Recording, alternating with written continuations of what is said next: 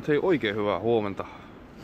Kello on 6.07, Loimaan tori, markkinapäivä. Ja tänään alkaa myöskin Loimaa-kilpailu.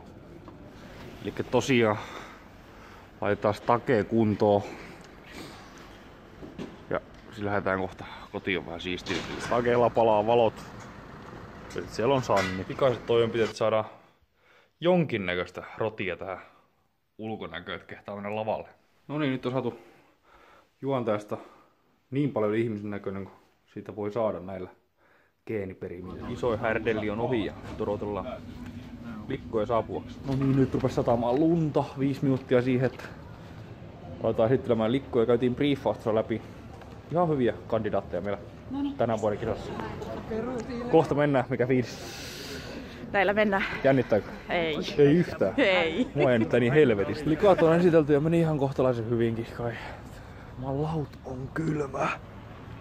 Helkkari. Esittelytten välissä on hyvä käydä vähän haistelemassa markkinatunnelmaa täällä.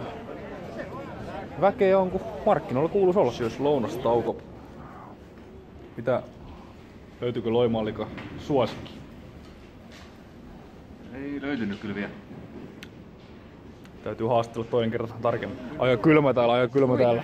Niin on juu, tosi kylmä. Meni päivä. No, ihan hyvin, kiitos. Oli ihan kivaa. Jännittikö? Ihan vähän, ei paljon. Hyvä. Jatketaan. Kunnon markkinatunnelma tuli kunnioittamaan likkoja. Vai mua?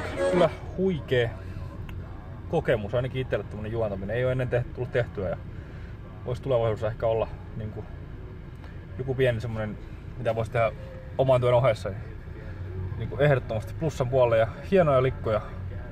Nämä 4, jotka tänään oli niinku esittelyssä paikalla. Ja en epäile hetkeäkö, ettei se jäljellä oleva kaksikko sopisi tähän kun enää päähän. Tulee hieno kilpailu, seurakkaa ihmistä. Kisaa täällä Fasessa ja Nuorkauppakamarin kotisivuilla.